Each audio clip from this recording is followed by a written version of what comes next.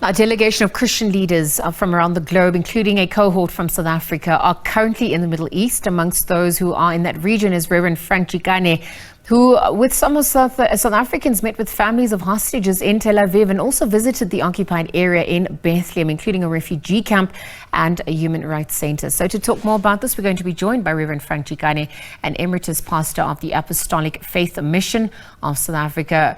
Reverend Chikane, thank you for your time with us on the SABC at this hour. Thank you very much. And I'm speaking from Bethlehem. Okay, Rev, thank you for giving us that context. So, speaking from Bethlehem, perhaps you could tell us about the situation on the ground currently.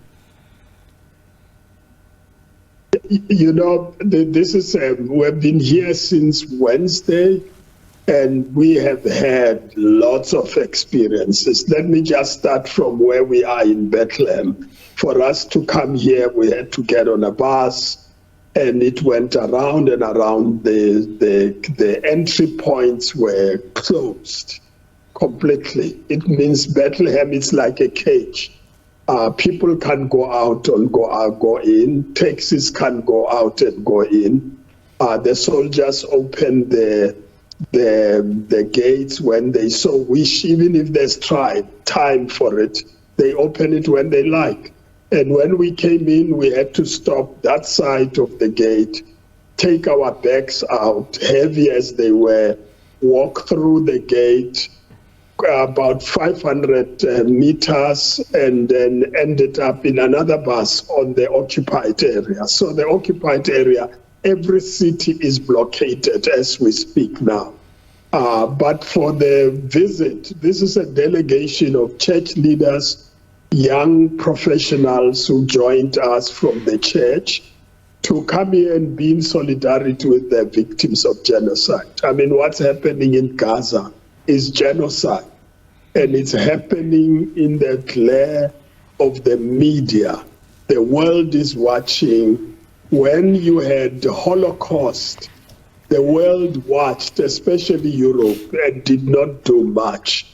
And today we are seeing a genocide against the Palestinians, and the world is not doing anything. I can't believe we've been going for so many days, more than 70.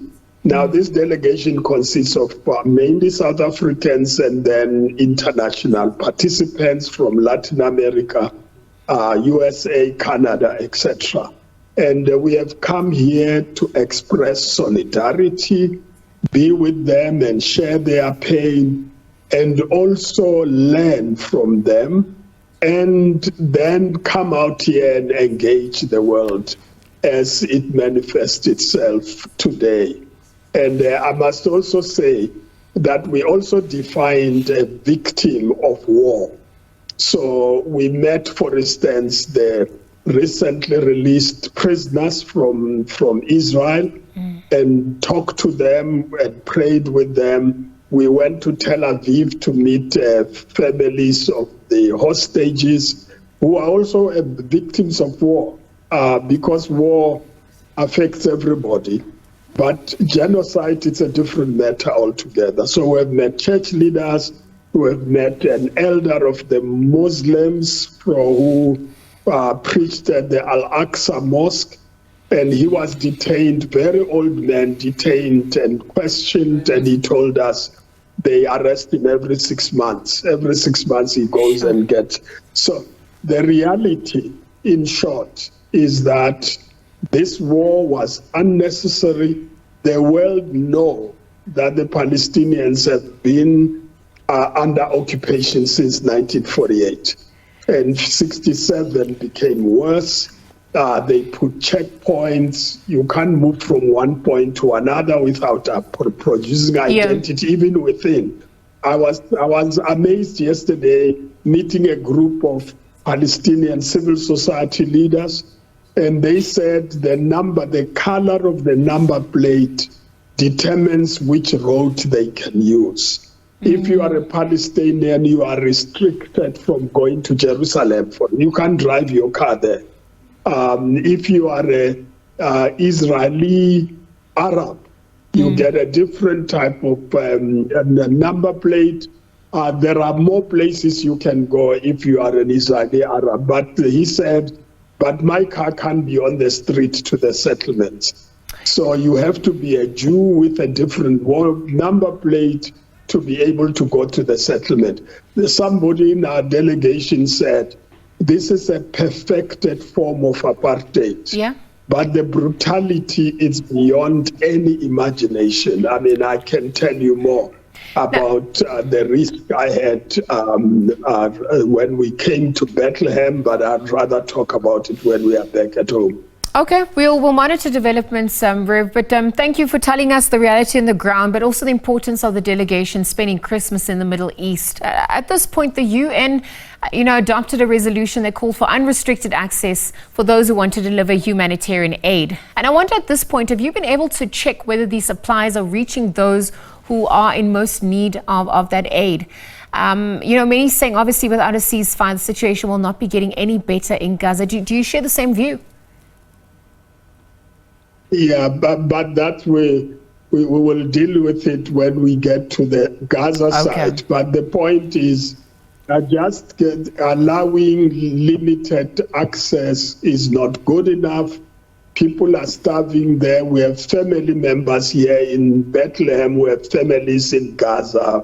Their families have been wiped out. Others have died. Others have been injured, and there is no medication. Some share food. They told us about a child who said, I'll eat only once so that the food doesn't get finished per day if they have some food. And so it's a crisis. Actually, I call this a primitive war, where you use water, you use blockade people not to get food and starve them to death. It's a crime against humanity, but to bomb them without restrictions. We talked to the leader of the Anglican Church here. That's the church where they bombed it and then put the military vehicle, broke the wall, and then took away more than 20 staff members. Up to now, they don't know where they are. That's also hostage taking, because if you take people during the war and we don't know where they are, and they are not soldiers, they were not fighting. And so this is a real primitive war, but I'm surprised that the United States can support a war like this and veto any effort to make peace and bring it to an end. I can tell you, no war here will actually make peace. The more they kill the Palestinians, the more they make more angry, and the Palestinian community worldwide will not sleep until they get peace. Rev, that's what they are telling us here. I actually wanted to speak about, those sentiments emerging amongst family and amongst families rather than those that you've interacted with, even stakeholders, they're engaging. Is there hope that a permanent solution will be found? No, we also talked with, human rights groups on the Israeli side, and those who are saying no to this type of genocide. What they are saying is that this problem was created by the international community, and it's not going to be solved between Palestinians and the Israelites. It is the League of Nations that gave mandate to Britain. It's Britain with Balfour as a foreign minister who motivated for this partitioning. It is the UN that adopted partitioning in 1947 to have the Israelis have their state and the Palestinians have their state. From there on, they made sure Israel has a state, but the Palestinians don't have a state. But it's a resolution of the UN. Yep. And they have not lifted a finger to make sure the Palestinians have got their freedom. And if they can have their freedom tomorrow, even if it's a two-state solution, it's not it wasn't the Palestinians' creation, but suppose it is, then you must allow them to have a state of their own and be like any other country. But they are not being allowed to do that. And as a result, you build up anger and frustration, and then you blockade the occupied areas. You then blockade Gaza for 16 years. People have forgotten. The only thing they remember is something happens on October 7, and therefore the war happened. But they are not talking about the killings in the West Bank, the blockading of Gaza from the sea, the borders, not to get out from Gaza for 16 years. Now, if you try that with the United States or any other country, they will fight to death. But they expect the Palestinians to sit here and accept that I have to get a permission to get out of my country. No, Rev, you make some valid points, and I have to wrap up this conversation. Obviously, also wishing you the best of luck during that trip that you're on. What is your message this festive season, just very quickly? Well, the message is that the people of Palestine can't have Christmas. We've been here. We are here now. They've said they can't have Christmas celebrations. There are no tourists here. The services are really to lament, pray, and they are busy burying their people as they die. And even those who have money from the West Bank can send money to the others who need food. And this is what preoccupies people. So their celebration is that if Jesus was born today, he would be under the rubble because he would have been killed. And so the service we went to yesterday had the rubble with the baby there saying Jesus is in this rubble. And so the world needs to think about how to do Christmas with Palestine in mind. You can't have Christmas. I asked my congregation in Naleji, Soweto, to actually make sure their Christmas today it's about praying for the people of Palestine. And I think that's the best we can do. But let me just say the last thing, that the people here appreciate our presence. They felt that they feel the world has abandoned them. Justice doesn't work for them. No human rights, no international law works here because the world has decided for Palestinians, you don't apply international law. They also feel that the church has abandoned them because the worldwide church should be standing on its feet and saying, we must end this pain.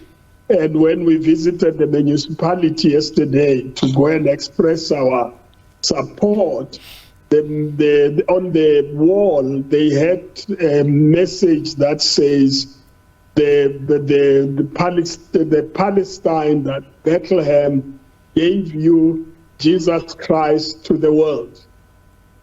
Please give Palestinians their freedom. That's what they are asking us to do. But they appreciate this delegation that's here because they feel it's a symbol of solidarity no one has expressed before. Rev, I'll have to leave the conversation there for now, but thank you for your time with us on the SABC. As I mentioned earlier on, we're wishing you all the best of luck during that trip, obviously, that is currently underway. Reverend Frank Chikane, emeritus pastor of the Apostolic Faith Mission of South Africa. Some South African religious leaders are in the Middle East for Christmas. They're just trying to understand the plight of the Palestinians, stand in solidarity, share in on the, what they're experiencing, and really look at some of the solutions on the cards, given what they're facing.